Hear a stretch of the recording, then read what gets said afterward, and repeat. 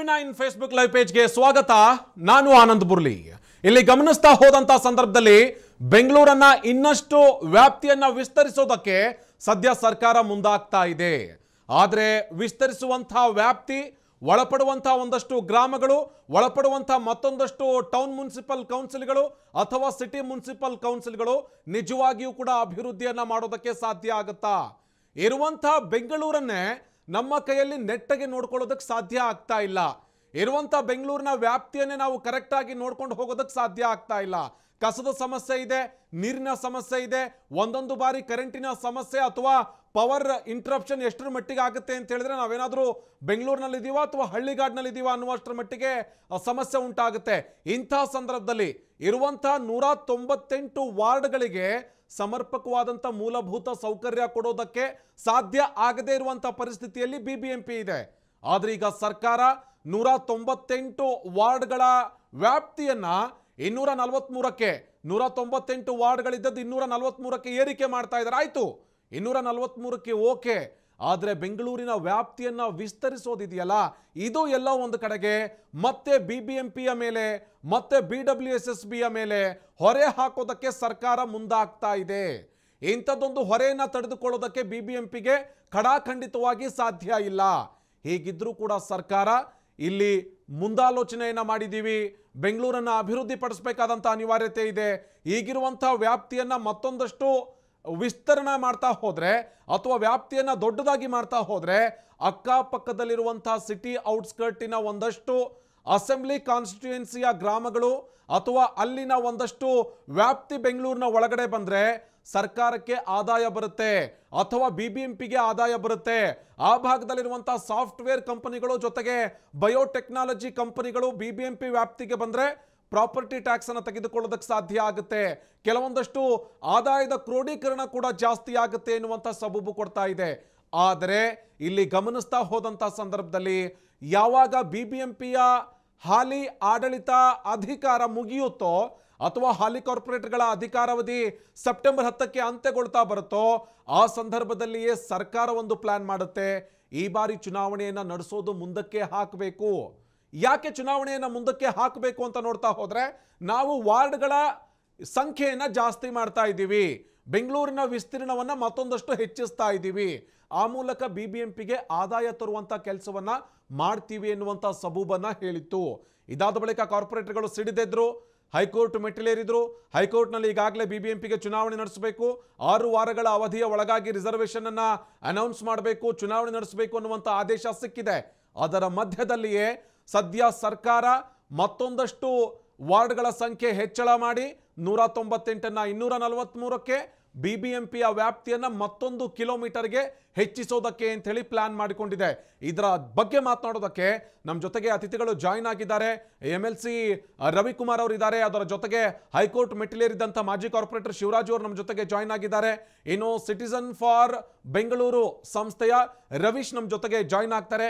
ಇವರೆಲ್ಲರ ಜೊತೆಗೂ ಕೂಡ ಮಾತನಾಡೋಣ. ಮೊದಲಿಗೆ ಸರ್ಕಾರದ ಭಾಗವಾಗಿ ಅಥವಾ ತಂದಂಥ ಈ ಮಸೂದೆ ಇತ್ತಲ್ಲ ಅದನ್ನ ಕೂಲಂಕಷವಾಗಿ ಪರಿಶೀಲಿಸಿ ಅಥವಾ ಬಿಬಿಎಂಪಿಯ ವಿಸ್ತೀರ್ಣವನ್ನ ಜಾಸ್ತಿ ಮಾಡಿದ್ರೆ ಆದಾಯ ಜಾಸ್ತಿ ಆಗುತ್ತೆ ಅನ್ನೋದರ ಪರವಾಗಿ ಮಾತನಾಡೋದಕ್ಕೆ ನಮ್ಮ ಜೊತೆಗೆ MLC ರವಿಕುಮಾರ್ ಅವರು ಜಾಯ್ನ್ ಆಗಿದ್ದಾರೆ. ನಮಸ್ತೆ ಸರ್, ಕಾರ್ಯಕ್ರಮಕ್ಕೆ ಸ್ವಾಗತ. ನಮಸ್ಕಾರ ಸರ್. ನಮಸ್ಕಾರ. ಒಂದು ವಿಚಾರ ಐತಿ ಇಲ್ಲಿ ರವಿಕುಮಾರ್ ಅವರೇ, ನೇರವಾದಂಥ ಪ್ರಶ್ನೆ ಕೇಳ್ತೀನಿ.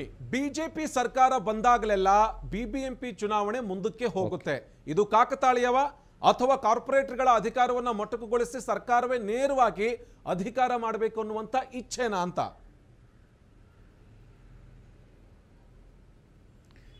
ಇಲ್ಲ, ಆ ರೀತಿ ನಮ್ಮ ಕಾರ್ಪೊರೇಟರ್ನ ಅಥವಾ ಮೇಯರ್ನ ಉಪಮೇಯರ್ನ ಅಧಿಕಾರವನ್ನು ಕಸಿದುಕೊಳ್ಬೇಕು ಅನ್ನುವಂಥ ಯಾವುದೇ ದುರುದ್ದೇಶ ಸರ್ಕಾರಕ್ಕೆ ಇಲ್ಲ.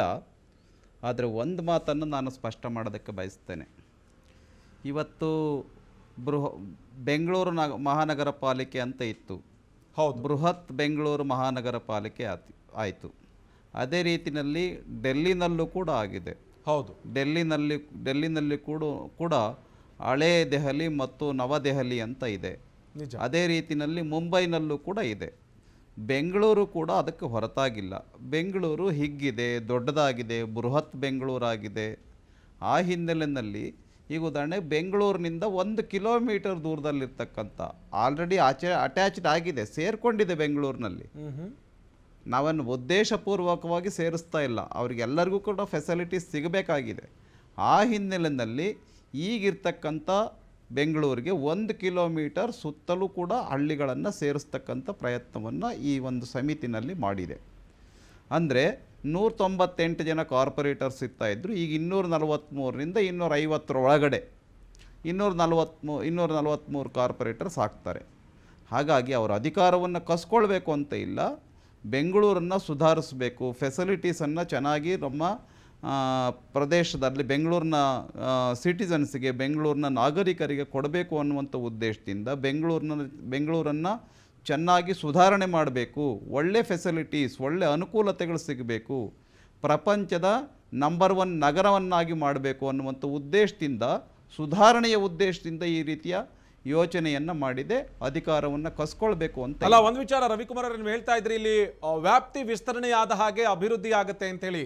ನಿಮ್ಮದೇ ಸರ್ಕಾರ ಇದ್ದಂಥ ಸಂದರ್ಭದಲ್ಲಿ 2006, 2007ರ ಸಂದರ್ಭದಲ್ಲಿ ಬೆಂಗಳೂರು ಮಹಾನಗರ ಪಾಲಿಕೆ ಇರೋದನ್ನ ಬೃಹತ್ ಬೆಂಗಳೂರು ಮಹಾನಗರ ಪಾಲಿಕೆ ಮಾಡಿದ್ರಿ. ಆಯಿತು, 198 ವಾರ್ಡ್ಗಳನ್ನು ಕೂಡ ಸೃಷ್ಟಿಯಾಯಿತು. ಇದಾದ ನಂತರದಲ್ಲಿ 7 TMC ಹಾಗೇನೆ 1 CMCಯನ್ನು ಸೇರಿಸ್ಕೊಂಡು 110 ಹಳ್ಳಿಗಳನ್ನು ನೀವು BBMP ವ್ಯಾಪ್ತಿಗೆ ತಂದ್ರಿ. ಆದರೆ ಆ 110 ಹಳ್ಳಿಗಳ ಪರಿಸ್ಥಿತಿ ಸದ್ಯಕ್ಕೆ BBMP ಅಧಿಕಾರದಲ್ಲಿದ್ದಂಥ BJPಗೆ ಗೊತ್ತಾ ಅಂತ, ಅಥವಾ BBMP ಅಧಿಕಾರದ ಚುಕ್ಕಾಣಿ ಹಿಡಿದ ನಂತರದಲ್ಲಿ ಆ 110 ಹಳ್ಳಿಗಳಿಗೆ ಸಿಗಬೇಕಾದಂಥ ಮೂಲಭೂತ ಸೌಕರ್ಯ ಸಿಕ್ಕಿದೆಯಾ? ಅಲ್ಲಿರುವಂಥ ಸಮಸ್ಯೆಗಳೇ 108 ಇದೆ. ಇಂಥ ಸಂದರ್ಭದಲ್ಲಿ ಮತ್ತೊಂದಷ್ಟು ವ್ಯಾಪ್ತಿ ವಿಸ್ತರಿಸಿ ಆ ಹಳ್ಳಿಗಳನ್ನು ಯಾಕೆ ಈ ಅಭಿವೃದ್ಧಿಯಿಂದ ವಂಚಿತರನ್ನಾಗಿ ಮಾಡ್ತೀರಿ ಅಂತ ಅಟ್ಲೀಸ್ಟ್ ಅಲ್ಲಿರುವಂಥ ಗ್ರಾಮ ಪಂಚಾಯಿತಿಯೋ ಅಥವಾ ಆ ಭಾಗದಲ್ಲಿರುವಂಥ ತಾಲೂಕು ಪಂಚಾಯಿತಿಯೋ ಅಥವಾ ಜಿಲ್ಲಾ ಪಂಚಾಯಿತಿ ವ್ಯಾಪ್ತಿಗೆ ಒಳಪಡುವಂಥ ಗ್ರಾಮಗಳನ್ನು ಅಭಿವೃದ್ಧಿ ಆಗ್ತಾವಲ್ಲ.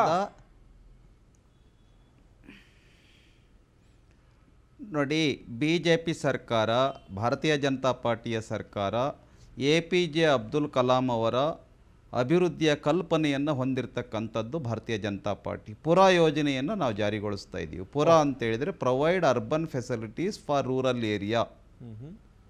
ಪುರಾ ಅನ್ನುವಂಥ ಯೋಜನೆಯನ್ನು ನಾವು ಜಾರಿಗೊಳಿಸ್ತಾ ಇದ್ದೇವೆ. ಬೆಂಗಳೂರಿಂದ 10 ಕಿಲೋಮೀಟರ್ ದೂರದ ಹಳ್ಳಿಗಳನ್ನು ನಾವು ಸೇರಿಸ್ಕೊಳ್ತಾ ಇಲ್ಲ. ಬೆಂಗಳೂರಿಂದ ಕೇವಲ 1 ಕಿಲೋಮೀಟರ್ ದೂರದಲ್ಲಿರ್ತಾರೆ. ಅವ್ರ ಬೆಂಗಳೂರಿಗೆ ಬಂದು ಏನೇ ಮಾರ್ಕೆಟ್ ಮಾಡಬೇಕಂದ್ರೆ ಬೆಂಗಳೂರಿಗೆ, ಏನೇ ಸಾಮಾನು ತೆಗೆದುಕೊಳ್ಬೇಕಂದ್ರೆ ಬೆಂಗಳೂರಿಗೆ, ಏನೇ ಬೇಕು ಅಂತೇಳಿದ್ರೆ ಅವ್ರು ಬೆಂಗಳೂರಿಗೆ ಬರ್ತಾರೆ. ಆ ಹಿನ್ನೆಲೆಯಲ್ಲಿ ಈಗ ಉದಾಹರಣೆ ಟ್ರಾನ್ಸ್ಪೋರ್ಟ್ ಬೇಕು ಅಂತೇಳಿದ್ರೆ BBMP ಬೆಂಗಳೂರಿನ ಬಸ್ಸುಗಳೇ ಬೇಕು, ಆಟೋ ರಿಕ್ಷಾಗಳೇ ಬೇಕು, ಕ್ಯಾಬ್ಗಳೇ ಬೇಕು. ಆ ಅಂತರದಲ್ಲಿರ್ತಕ್ಕಂಥ ಬೆಂಗಳೂರಿನ ಅಟ್ಯಾಚ್ಡ್ ವಿಲೇಜಸ್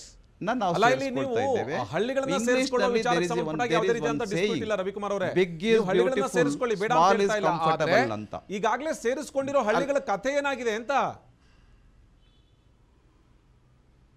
ಇಲ್ಲ, ತಲುಪ್ತಾ ಇದೆ. ಉದಾಹರಣೆಗೆ ನೋಡಿ, ಉದಾಹರಣೆ ಹೇಳ್ತೀನಿ, ಯಾವುದೇ ಬೆಂಗಳೂರಿಗೆ ಅಟ್ಯಾಚ್ಡ್ ಆಗಿರ್ತಕ್ಕಂಥ ಹಳ್ಳಿಗಳಿಗೆ ಮುಂಚೆ ರಸ್ತೆಗಳು ಇರ್ತಾ ಇರಲಿಲ್ಲ, ಕಾವೇರಿ ನೀರು ಸಿಗ್ತಾ ಇರಲಿಲ್ಲ. ಇವಾಗ ಅದು ಸಿಗ್ತಾ ಇದೆ, ಎಲೆಕ್ಟ್ರಿಸಿಟಿ ಸಿಕ್ಕಿದೆ, ಖಂಡಿತವಾಗಿ ಅದೇ ರೀತಿಯಲ್ಲಿ ರಸ್ತೆಗಳ ವಿಸ್ತರಣೆ ಆಗಿದೆ. ಮತ್ತು ರಸ್ತೆಗಳು ಹೇಗೆ, ಈಗ ಬೆಂಗಳೂರಿನ ಒಳಗಡೆ ನೋಡಿ, ಭಾಳಷ್ಟು ರಸ್ತೆಗಳು, ಒಳ್ಳೊಳ್ಳೆ ರಸ್ತೆಗಳು, ದೊಡ್ಡ ರಸ್ತೆಗಳನ್ನು ಸಿಮೆಂಟ್, ಕಾಂಕ್ರೀಟ್, CC ರೋಡ್ಗಳನ್ನು ಮಾಡ್ತಾ ಇದ್ದೇವೆ, ಫುಟ್ಪಾತ್ಗಳನ್ನು ಚೆನ್ನಾಗಿ ಮಾಡ್ತಾ ಇದ್ದೀವಿ. ನೀವು ಬೆಂಗಳೂರಿನಲ್ಲಿ ಎಲ್ಲೋದ್ರೂ ಕೂಡ ಕೆಲಸ ನಡೀತಾ ಇದೆ. ನೀವು ನೋಡಿ, ಒಂದ್ಸರಿ ಬೆಂಗಳೂರಿನ ಒಂದ್ಸರಿ ರೌಂಡ್ ಹಾಕ್ಬಿಟ್ಟು ನೋಡಿ, ದಿನ ರೌಂಡ್ ಆಗ್ತಾ ಇರ್ತೀವಿ ರವಿಕುಮಾರ್ ಅವರೇ. ಇಡೀ ದಿನ ಬೆಂಗಳೂರನ್ನ ನೋಡೋರು ನಾವೇನೆ. ಆದ್ರೆ ಇಲ್ಲಿ ಅಭಿವೃದ್ಧಿ ಕೆಲಸಗಳು ಅನ್ನೋದು ಇಲ್ಲಿ ಸಿಟಿ ಸೆಂಟ್ರಲ್ಲಿ ಅಥವಾ ಸಿಟಿ ಸೆಂಟ್ರಿಕ್ ಆಗಿ ಏನ್ ನಡೀತಾ ಇದೆಯೋ ಅಥವಾ ನಮ್ಮ CBD ನಲ್ಲಿ ಏನ್ ನಡೀತಾ ಇದೆಯೋ ಅದು ನೀವು ಸೇರಿಸ್ಕೊಂಡಂತ 110 ಹಳ್ಳಿಗಳಲ್ಲಿ ಆಗ್ತಾ ಇಲ್ಲ. ಸ್ವತಃ ಭಾಗದ ಜನ ಮಾತಾಡ್ತಾ ಇದ್ದಾರೆ, ಹೆಸರಿಗೆ ಮಾತ್ರ ನಾವು BBMP ವ್ಯಾಪ್ತಿಗೆ ಒಳಪಟ್ಟಿದ್ದೀವಿ, ಆದ್ರೆ ಅಭಿವೃದ್ಧಿ ಕಾರ್ಯಗಳು ಆಗ್ತಾ ಇಲ್ಲ. ಒಪ್ಕೊಂಡೆ, ನೀವು ಹೇಳಿರೋದನ್ನು ನಾನು ಅಲ್ಲಗಳೆಯೋದಿಲ್ಲ, ಒಪ್ಕೊಂಡೆ. ಆ BBMP ಪರಿಧಿ ಒಳಗಡೆ, BBMP ವ್ಯಾಪ್ತಿ ಒಳಗಡೆ ಆ ಹಳ್ಳಿಗಳಿಗೆ ಸೇರಿಸ್ಕೊಂಡಾಗ, ಅವರು ನಮ್ಮ ಮತದಾರರಾದಾಗ ನಾವು ಅಭಿವೃದ್ಧಿಯನ್ನು ಮಾಡಲೇಬೇಕು.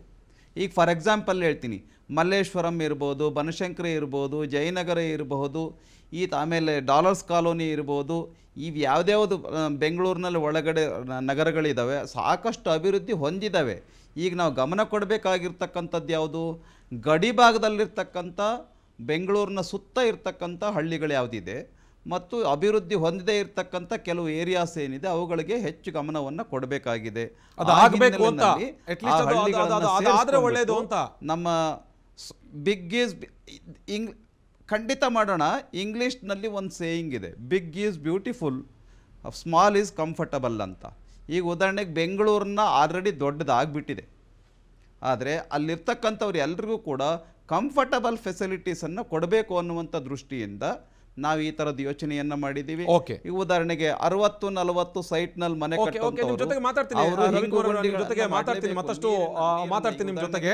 ನಮ್ಮ ಜೊತೆಗೆ ಮಾಜಿ ಕಾರ್ಪೊರೇಟರ್ ಹಾಗೇನೆ ಮಾಜಿ ಆಡಳಿತ ಪಕ್ಷದ ನಾಯಕರಾಗಿದ್ದಂತಹ ಶಿವರಾಜ್ ಅವರು ಕೂಡ ನಮ್ಮ ಜೊತೆಗೆ ಜಾಯ್ನ್ ಆಗಿದ್ದಾರೆ. ಶಿವರಾಜ್ ಅವರೇ, ಒಂದು ವಿಚಾರ ಇತ್ತಿಲ್ಲಿ, ನೀವು ಹೈಕೋರ್ಟ್ ಮೆಟ್ಟಿಲು ಹತ್ತಿದ್ರಿ ಚುನಾವಣೆ ನಡೆಸಿ ಅಂತ ಹೇಳಿ.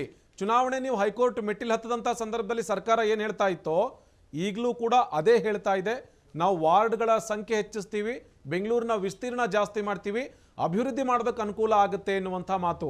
ಈ ಹಿಂದೆ ಇದ್ದಂಥ 110 ಹಳ್ಳಿಗಳಿಗೆ ಕುಡಿಯೋಕೆ ನೀರು ಕೊಡೋಕ್ಕಾಗ್ತಾ ಇಲ್ಲ, ರಸ್ತೆ ನಿರ್ಮಾಣ ಮಾಡೋಕ್ಕಾಗ್ತಾ ಇಲ್ಲ. 1 ಕಿಲೋಮೀಟರ್ ಮತ್ತಷ್ಟು ವ್ಯಾಪ್ತಿಯನ್ನ ಹೆಚ್ಚಳ ಮಾಡೋದಕ್ಕೆ ಮುಂದಾಗ್ತಾ ಇದೆ ಸರ್ಕಾರ.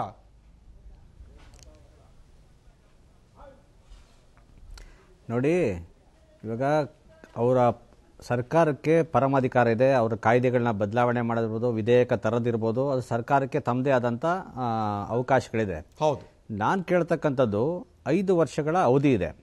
5 ವರ್ಷಗಳ ಅವಧಿಯಲ್ಲಿ ಇವರು ವಾರ್ಡ್ ಡಿಲಿಮಿಟೇಷನ್ಸ್ ಇರ್ಬೋದು, ರಿಸರ್ವೇಷನ್ಸ್ ಇರ್ಬೋದು, ಏನೇ ಮಾಡಿಕೊಂಡ್ರು ಸಹ ಆ ಟೈಮ್ ಲಿಮಿಟ್ಸ್ ಒಳಗಡೆ ಮಾಡೋದಕ್ಕೆ ಏನು ಕಷ್ಟ ಇವ್ರಿಗೆ. ಇದು ಅವಧಿ ಮುಗಿದ ಮೇಲೆ ಮಾಡಿ ಪ್ರತಿ ಸಂದರ್ಭದಲ್ಲೂ ಸಹ ನೀವೇ ಹೇಳಿದಾಗೆ 2006ರಿಂದ 2010ವರೆಗೂ ಸಹ ಚುನಾವಣೆಯನ್ನ ಮುಂದೂಡಿದವರು ಇದೇ ಬಿಜೆಪಿಯ ಸರ್ಕಾರ ಇದ್ದಂಥ ಸಂದರ್ಭದಲ್ಲಿ. ಈಗಲೂ ಸಹ 1 ವರ್ಷ 1.5 ವರ್ಷ ಚುನಾವಣೆ ಮುಂದೂಡಬೇಕು ಅಂತಕ್ಕಂಥದ್ದು ಇವ್ರ ಪ್ರಸ್ತಾಪವನ್ನ ಉದ್ದೇಶಪೂರ್ವಕವಾಗಿ ಮಾಡ್ತಾ ಇರ್ತಕ್ಕಂಥದ್ದು ಇಲ್ಲಿ ಇಲ್ಲಿ ಎಲ್ರಿಗೂ ಸಹ ಗೊತ್ತಿರ್ತಕ್ಕಂಥದ್ದು. ತಮ್ಮ ಟಿವಿಯಲ್ಲೂ ಸಹ ವರದಿಯನ್ನ ಆಗ್ತಾ ಇದೆ. ನಾನು ಇಲ್ಲಿ ಕೇಳ್ತೀನಿ ಇವ್ರಿಗೆ, ಇವತ್ತು 110 ಪೇಜನ್ನ ಒಂದು ಕಾಯ್ದೆಯನ್ನ, ಹೊಸ ಕಾಯ್ದೆಯನ್ನ ನಿನ್ನೆ ಹೌಸಲ್ಲಿ ಇವತ್ತು ಮಂಡನೆಯನ್ನ ಮಾಡಿದ್ದಾರೆ. ಅದಕ್ಕೆ ಬಿಲ್ ಪಾಸು ಸಹ ಆಗಿದೆ. ಆದ್ರೆ ಇವತ್ತು 840 ಚದರ ಕಿಲೋಮೀಟರ್ ಇರ್ತಕ್ಕಂಥ ಈ ಒಂದು ಬೆಂಗಳೂರು ನಗರವನ್ನ ಇನ್ನೂ 1 ಕಿಲೋಮೀಟರ್ ಆಚೆ ಹೋಗಿ 243 ವಾರ್ಡ್ಗಳನ್ನ ಮಾಡ್ತೀವಿ ಅಂತಕ್ಕಂಥ ಪ್ರಸ್ತಾವನೆಯನ್ನ ಇಲ್ಲಿ ತಂದಿದ್ದಾರೆ. ನೀವು ಮಾಡಿ ಸ್ವಾಮಿ, ನಮ್ದೇನು ಅಭ್ಯಂತರ ಇಲ್ಲ. ಆದ್ರೆ ಇವಾಗ ಏನು ಹಳೆ 198 ವಾರ್ಡ್ಗಳಿಗೆ ನೀವು 13 ವರ್ಷ ಆಯಿತು, 110 ಹಳ್ಳಿಗಳು ಸೇರಿಸ್ಕೊಂಡು ಅಲ್ಲಿ ಇನ್ನೂ ವ್ಯವಸ್ಥಿತವಾಗಿ ಕುಡಿ ನೀರಿನ ವ್ಯವಸ್ಥೆ ಇಲ್ಲ, ರಸ್ತೆ ಸಂಪರ್ಕ ಇಲ್ಲ, ಇನ್ನು ಗಾರ್ಬೇಜ್ ಸಿಟಿ. ಇನ್ನು ನಿಮಗೆ ಗೊತ್ತಿರ್ಬೋದು, ಅವರ ಅವಧಿಯಲ್ಲಿ ಮಂಡೂರು ದೊಡ್ಡ ಡಂಪಿಂಗ್ ಯಾರ್ಡ್ ಆಗಿರ್ತಕ್ಕಂಥ ಮಂಡೂರು ಕಸ ಇನ್ನೂ ಸಹ ಕರಗ್ಸಕ್ ನಮ್ಮ ಕೈಲಿ ಆಗಿಲ್ಲ. ಇವತ್ತು BBMP ವ್ಯಾಪ್ತಿಗೆ ಬಂದ್ಮೇಲೆ ಮಂಡೂರು ಕಸ ಅಲ್ಲೂ ಹಾಕೋದು ಸ್ಟಾಪ್ ಮಾಡಿದ್ದು. ಅಕ್ಕಪಕ್ಕ ಹಳ್ಳಿಯವ್ರು ಗಲಾಟೆ ಮಾಡ್ತಾರೆ. ನೀವು ಹಳ್ಳಿಗಳನ್ನ ಸೇರಿಸ್ಕೊಂಡು ನೀವು ಅಲ್ಲೇ ಪಕ್ಕದಲ್ಲಿ ಒಂದು ದೊಡ್ಡ ಗಾರ್ಬೇಜ್ ಸೆಂಟರ್ ಮಾಡಿ ನೀವು ತೆಗೆದುಕೊಂಡು ಬೆಂಗಳೂರು ನಗರ ಕಸವನ್ನ ತೆಗೆದುಕೊಂಡು ಬೆಂಗಳೂರನ್ನ ಡೆವಲಪ್ ಮಾಡ್ತೀವಿ ಅಂತ ತಗೊಂಡು ಅಲ್ಲೇ ಒಂದು ದೊಡ್ಡ ಶಿಖರ ಮಾಡಿ ತಿರ್ಗಾ ಮಾಲಿನ್ಯಕ್ಕೆ ತೊಂದರೆ ಆಗಿ ತಿರ್ಗಾ ಸಮಸ್ಯೆಗಳನ್ನ ಉದ್ಭವ ಮಾಡ್ತೀವಿ. ಯಾಕೆ ಇದು ಅವೈಜ್ಞಾನಿಕವಾಗಿ ಯಾಕೆ ನೀವು ಮಾಡ್ತೀರಿ? ನೀವು ಮಾಡಬೇಕಾದರೆ ನೀವು ಯಾರೇ ಎಕ್ಸ್ಪರ್ಟ್ಸ್ನ ಚರ್ಚೆ ಮಾಡಿಲ್ಲ, ಸ್ಥಳೀಯ ಸಂಘ ಸಂಸ್ಥೆಗಳನ್ನ, ಬೆಂಗಳೂರು ನಗರದ ಜನರ ಒಂದು ಸಮಸ್ಯೆಗಳನ್ನ ನೀವು ಕೇಳಿಲ್ಲ. ಇವತ್ತು ಹೊಸದಾಗಿ ನೀವು ಮಾಡಿರ್ತಕ್ಕ ಎಕ್ಸ್ಪರ್ಟ್ಸ್ಗಳು ಅನೇಕ ಕಳೆದ ಸರ್ಕಾರದಲ್ಲಿ ರಿಪೋರ್ಟ್ಗಳು ಕೊಟ್ಟಿದ್ದಾರೆ. ಆ ಎಕ್ಸ್ಪರ್ಟ್ ರಿಪೋರ್ಟ್ ಕೊಟ್ಟಿರೋದು ಸಹ ಏನು ನೀವು ಅದನ್ನು ಪರಿಶೀಲನೆ ಮಾಡಿಲ್ಲ. ಇದೇ ಒಂದು ರಘು ಅವರ ಒಂದು ಜಂಟಿ ಸದನ ಒಂದು ಏನು ಅವರ ಕಮಿಟಿ ಏನಿದೆ, ಅವ್ರು ಹೇಳ್ತಿದ್ರು ಮೊನ್ನೆ ನಾನು ನಿಮ್ಮ ಚಾನಲ್ ನೋಡ್ತಾ ಇದ್ದೆ, ನಮಗೆ ಫೆಬ್ರವರಿವರೆಗೆ ಟೈಮ್ ಬೇಕು, ನಾವು ವರದಿ ಕೊಡಬೇಕಾದ್ರೆ ಅಂತ ಹೇಳಿದ್ರು. ಯಾಕೆ ಸ್ವಾಮಿ ಮೊನ್ನೆ ತರಾತುರಿಲಿ ಯಾಕೆ ತಂದ್ರಿ ನೀವು? ಯಾರ ಜೊತೆ ನೀವು ಡಿಸ್ಕಷನ್ ಮಾಡಿದಿರಿ? ಯಾರ ಜೊತೆ ನೀವು ಚರ್ಚೆ ಮಾಡಿದಿರಿ? ಮಾತು ಈ 1 ಕಿಲೋಮೀಟರ್ ವ್ಯಾಪ್ತಿಯನ್ನ ವಿಸ್ತರಿಸಿದ್ರೆ ಅಥವಾ ಬೆಂಗಳೂರಿನ 1 ಕಿಲೋಮೀಟರ್ ವರೆಗೆ ನಾವು ವಿಸ್ತರಣೆ ಮಾಡಿದ್ರೆ BBMPಗೆ ಆದಾಯ ಬರುತ್ತೆ ಎನ್ನುವಂಥದ್ದೊಂದು ಪ್ರಮುಖವಾದಂತಹ ಅಂಶ ಹೇಳ್ತಾ ಇದ್ದಾರೆ. 1 ಕಿಲೋಮೀಟರ್ ವ್ಯಾಪ್ತಿಯನ್ನ ಹೆಚ್ಚಿಸಿದ ಮಾತ್ರಕ್ಕೆ ಆದಾಯ ಜಾಸ್ತಿ ಆಗುತ್ತಾ ಅಂತ BBMP. ಹಾಗಿದ್ರೆ ಪ್ರಾಪರ್ಟಿ ಟ್ಯಾಕ್ಸ್ ಆಸೆಗಾಗಿ ಬೆಂಗಳೂರನ್ನ ವಿಸ್ತರಣೆ ಮಾಡ್ತಾ ಇದ್ರೆ ಅಭಿವೃದ್ಧಿ ವಿಚಾರಕ್ಕಲ್ಲ. ನೋಡಿ, ನಾನು ಟ್ಯಾಕ್ಸೇಷನ್ ಫೈನಾನ್ಸ್ ಕಮಿಟಿ ಚೇರ್ಮನ್ ಆಗಿದ್ದವನು. ಇವತ್ತು ಬೆಂಗಳೂರಿನ ಮೂಲ ಆದಾಯ ನಾವು ಪ್ರತಿ ವರ್ಷ ಬಜೆಟ್ ಅನ್ನ ನಾವು ಮಂಡನೆ ಮಾಡ್ತಕ್ಕಂಥದ್ದು 10,000 ಕೋಟಿ 11,000 ಕೋಟಿ ಬಜೆಟ್ ಅನ್ನ ಮಂಡನೆ ಮಾಡ್ತೀವಿ. ನಮಗಿರ್ತಕ್ಕಂಥದ್ದು ಮೂಲ ಆದಾಯ ಬೆಂಗಳೂರು ನಗರಕ್ಕೆ ಕೇವಲ 2ರಿಂದ 2,500 ಕೋಟಿ ರೂಪಾಯಿ ಅಷ್ಟೇ ನಮಗೆ ತೆರಿಗೆ ಬರ್ತಕ್ಕಂಥದ್ದು. ಆ ತೆರಿಗೆ ಆದಾಯ ಅಷ್ಟಿದ್ರೆ ಇವ್ರು 10,000 ಕೋಟಿ ನಾವು ಬಜೆಟ್ ಅನ್ನ ಮಂಡನೆ ಮಾಡ್ತೀವಿ. ಮಿಕ್ಕಿದ ಆದಾಯ ಎಲ್ಲಿ ಕೋತ ಆಗ್ತಾ ಇದೆ? ನಾವು ಇನ್ನೂ ಸರಿಯಾಗಿ ಸಹ ಇರ್ತಕ್ಕಂಥ ನೀವು ಹಳೆ 198 ವಾರ್ಡ್ಗಳೆಲ್ಲ ತೆರಿಗೆ ವ್ಯಾಪ್ತಿಗೆ ಇನ್ನೂ ಸ್ವತ್ತುಗಳನ್ನ ತರೋದಕ್ಕಾಗಿಲ್ಲ. ಇನ್ನು ಆ ಸಂಖ್ಯೆ ಮನೆಗಳಿಗೆ PID ಸಂಖ್ಯೆ ನಾವು ಇನ್ನೂ ಸರಿಯಾಗಿ ಕೊಡೋದಕ್ಕಾಗಿಲ್ಲ. ಅವ್ರಿಗೆ ಕಾವೇರಿ ಫೋರ್ಸ್ಟೇಜ್ ನೀರನ್ನ ಸರಿಯಾಗಿ ಕೊಡೋದಕ್ಕಾಗಿಲ್ಲ. ಒಳಚರಂಡಿ ವ್ಯವಸ್ಥೆನ ನಾವು ಸಮರ್ಪಕವಾಗಿ ಕೊಡೋಕ್ಕಾಗಿಲ್ಲ. ಕುಡಿಯುವ ನೀರನ್ನ ಅವ್ರಿಗೆ ಕೊಡೋದಕ್ಕಾಗಿಲ್ಲ. ಸಮರ್ಪಕವಾಗಿ ನಾವು ಇಷ್ಟೆಲ್ಲ ಇದ್ರೂ ಸಹ ನೀವು ಒಂದೇ ಉದ್ದೇಶಕ್ಕೋಸ್ಕರ ಚುನಾವಣೆ. ಇವತ್ತು ನೋಡಿ, ಮೊನ್ನೆ ಹೈಕೋರ್ಟ್ ಹೇಳಿದೆ, ನೀವು ನಮ್ಮ 1974 ಅಮೆಂಡ್ಮೆಂಟ್ ಏನಿದೆ ಮತ್ತೆ ಕಾನ್ಸ್ಟಿಟ್ಯೂಷನ್ ಏನಿದೆ ಅದರ ಅಡಿಯಲ್ಲಿ ಚುನಾವಣೆ ಆಗಬೇಕು. ನೀವು 1 ತಿಂಗಳ ರಿಸರ್ವೇಷನ್ಸ್ ಮಾಡಬೇಕು. ನೀವು 4 ವಾರಗಳ ಕಾಲ 6 ವಾರಗಳ ಕಾಲ ದಿನಾಂಕ ನಿಗದಿ ಆಗಬೇಕು ಅಂತಕ್ಕಂಥ ಸೂಚನೆ ಕೊಟ್ಟ ಮೇಲೆ ಇವರು ತರಾತುರಿಯಲ್ಲಿ ಮೊನ್ನೆ ಹೌಸ್ಗೆ ಇವರನ್ನ ವರದಿಯನ್ನ ಕೊಟ್ಟಿದ್ದಾರೆ. ನಿನ್ನೆ ಬಿಲ್ ಪಾಸ್ ಮಾಡ್ಕೊಂಡಿದ್ದಾರೆ. ಪ್ರತಿಪಕ್ಷದವರು ಸಭೆಯಲ್ಲಿ ಹೌಸಲ್ಲಿ ಅವ್ರ ಜೊತೆ ಚರ್ಚೆ ಮಾಡಿಲ್ಲ. ಪ್ರತಿಪಕ್ಷದವರು ಇಲ್ಲಿ ಬೇಡವಾ ಇವ್ರಿಗೆ? ಪ್ರತಿಪಕ್ಷ ಇಲ್ದಲೆ ನಮ್ದೇ ಆಡಳಿತ, ನಮ್ದೇ ದರ್ಬಾರ್, ಹಿಟ್ಲರ್ ಆಡಳಿತದಲ್ಲ ಇವ್ರು ಮಾಡಿದ್ರೆ ನೀವು ಬೆಂಗಳೂರನ್ನ ಇವ್ರು ಯಾವ ದಿಕ್ಕಕ್ಕೆ ತೆಗೆದುಕೊಂಡು ಹೋಗ್ತಾರೆ ನನಗೆ ಅರ್ಥ ಆಗ್ತಾ ಇಲ್ಲಪ್ಪ.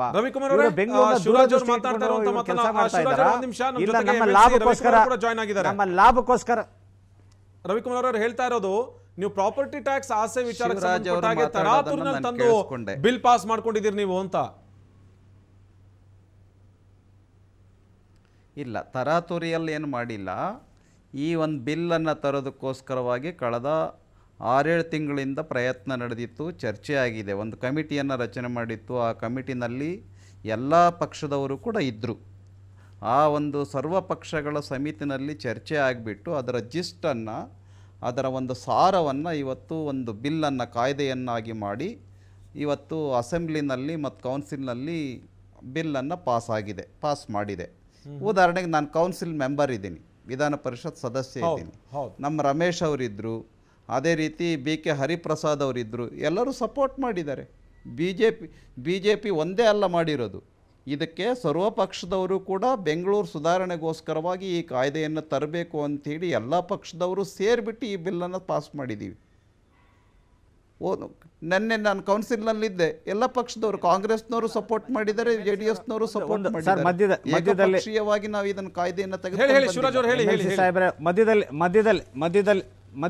ಮಧ್ಯದಲ್ಲಿ ಬರ್ತೀನಿ. MLC ಸಾಹೇಬರು ಒಂದು ವಿಚಾರವನ್ನ ಪ್ರಸ್ತಾಪ ಮಾಡಿದ್ರು.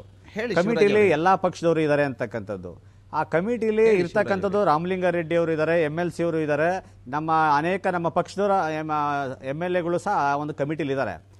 ಆದರೆ ಅಲ್ಲಿ ನಾನು ಸಹ ನಿನ್ನೆ ನೀವು ನೋಡಿರ್ಬೋದು, ಮಾಧ್ಯಮಕ್ಕೆ ದಿನೇಶ್ ಗುಂಡೂರಾವ್ ಅವರು, ಕೃಷ್ಣ ಬೈರೇಗೌಡರು ಸಹ, ರಾಮಲಿಂಗಾರೆಡ್ಡಿ ಅವರು ಸಹ ವಿಚಾರವನ್ನು ಪ್ರಸ್ತಾಪ ಮಾಡಿದ್ದಾರೆ.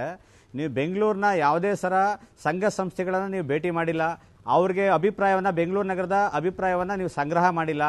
ಮತ್ತು ಜೊತೆಗೆ ನೀವು ಎಕ್ಸ್ಪರ್ಟ್ಸ್ಗಳ ಏನು ವರದಿಯನ್ನು ಹಿಂದಿನ ಸರ್ಕಾರಗಳಲ್ಲಿ ಕೊಟ್ಟಿತ್ತು ಅದನ್ನು ನೀವು ಇದನ್ನು ಅಳವಡಿಸ್ಕೊಂಡಿಲ್ಲ. ಮತ್ತು ಅವೈಜ್ಞಾನಿಕವಾಗಿ ಇವತ್ತು ಬೆಂಗಳೂರು ನಗರ ಇವಾಗ ಟೌನ್ ಪ್ಲಾನಿಂಗ್ ನೀವು ವ್ಯವಸ್ಥೆ ನೋಡ್ತಾ ಇದ್ದೀರಿ.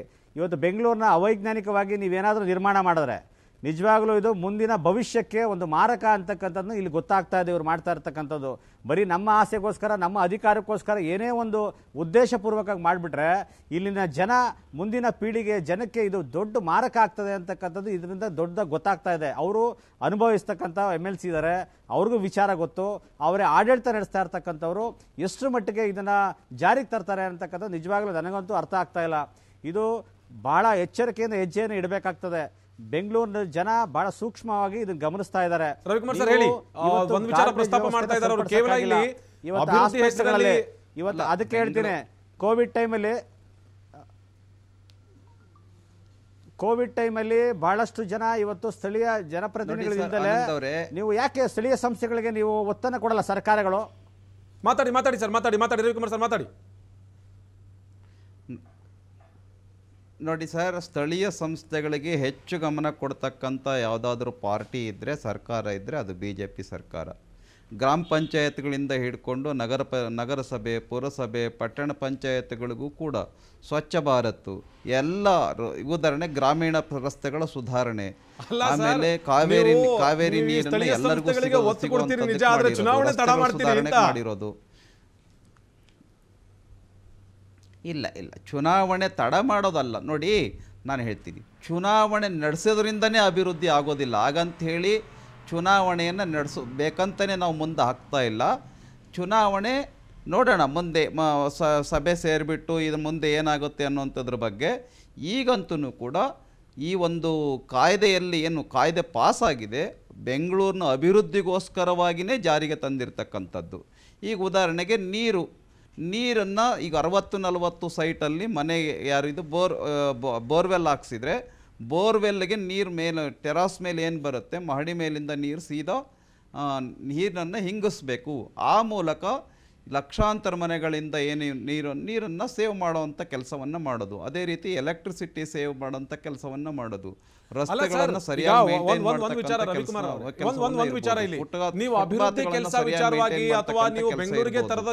ಅದೇ ರೀತಿಯಲ್ಲಿ ಕಸದಿಂದನೂ ಕೂಡ ಎಲೆಕ್ಟ್ರಿಸಿಟಿಯನ್ನು ತಯಾರು ಮಾಡೋದು ಹೇಗೆ ಅನ್ನುವಂಥದ್ರ ಬಗ್ಗೆ ಬೇರೆ ಬೇರೆ ನಗರಗಳಿಗೆ ವಿದೇಶಕ್ಕೂ ಹೋಗ್ಬಿಟ್ಟು ಎಲೆಕ್ಟ್ರಿಸಿಟಿ ತಯಾರು ಮಾಡೋದು ಹೇಗೆ ಕಸದಿಂದ ಅನ್ನುವಂಥದ್ರ ಬಗ್ಗೆನೂ ಕೂಡ ನಾವು ಇದು ಮಾಡ್ತಾ ಇದ್ದೀವಿ. ಬೆಂಗಳೂರನ್ನ ಸುಧಾರಣೆ ರವಿಕುಮಾರ್ ಅವರೇ, ನೀವು ಬೆಂಗಳೂರನ್ನ ಸುಧಾರಣೆ ಮಾಡೋದಕ್ಕೆ, ಸುಧಾರಣೆ ಮಾಡೋದಕ್ಕೆ, ಅಭಿವೃದ್ಧಿ ಮಾಡೋದಕ್ಕೆ, ನೀವು ಹೊಸ ಹೊಸ ತಂತ್ರಜ್ಞಾನ ತರೋದಕ್ಕೆ ಯಾವುದೇ ರೀತಿಯಾದಂತ ನಮ್ಮ ಆಕ್ಷೇಪ ಆಗ್ಲಿ ಅಥವಾ ಯಾವುದೂ ಇಲ್ಲ. ಅಲ್ಲಿ ಕೇಳ್ತಾ ಇರುವಂತಹ ಮಾತು ಶಿವರಾಜ್ ಅವರು, 5 ವರ್ಷದ ಆಡಳಿತಾವಧಿ ಇತ್ತು. 5 ವರ್ಷ ಆಡಳಿತಾವಧಿ ಇದ್ದಂತ ಸಂದರ್ಭದಲ್ಲಿ ಇಂಥ ಐಡಿಯಾಗಳು ಯಾಕೆ ಬರಲ್ಲ ಸರ್ಕಾರಕ್ಕೆ? ಅವಧಿ ಮುಗಿದ ತಕ್ಷಣಕ್ಕೇನೆ ಇಂಥ ಐಡಿಯಾಗಳು ಸರ್ಕಾರ ತಲೆಗೆ ಯಾಕೆ ಬರ್ತವೆ? 4 ವರ್ಷ ಹಿಂದೆ ಚುನಾವಣೆ ಮುಂದೂಡಿದ್ರು, ಈಗ ಮತ್ತೆ 1.5 ವರ್ಷ ಚುನಾವಣೆ ಮುಂದೂಡಕ್ ಪ್ಲಾನ್ ಮಾಡ್ಕೊಂಡಿದ್ದಾರೆ ಅಂತ. ಆನಂದ್ ಸರ್ ನಿಮ್ಮೆಲ್ಲರಿಗೂ ಕೂಡ ಗೊತ್ತಿರಲಿ, ನಿಮಗಂತೂ ಚೆನ್ನಾಗೇ ಗೊತ್ತಿದೆ. 5 ವರ್ಷದಲ್ಲಿ ನಮಗೆ ಹೆಚ್ಚು ಸೀಟ್ಗಳಿದ್ದರೂ ಕೂಡ 105 ಕಾರ್ಪೊರೇಷನ್ ಸೀಟ್ಸ್ ನಮಗಿತ್ತು. ಆದರೂ ಕೂಡ ನಾವು ಬಹುಮತ ಸಿಕ್ಕಲಿಲ್ಲ ಅನ್ನೋ ಕಾರಣಕ್ಕೋಸ್ಕರವಾಗಿ ಬೇರೆಯವ್ರ ಸಹಾಯ ತೆಗೆದುಕೊಂಡು JDS ಮತ್ತು ಕಾಂಗ್ರೆಸ್ನವರು ಅಧಿಕಾರವನ್ನು ನಡೆಸಿದರು. ನಮಗೆ ಸಿಕ್ಕಿದ್ದೆಷ್ಟು? ಭಾಳ ಕಡಿಮೆ ಅವಧಿ.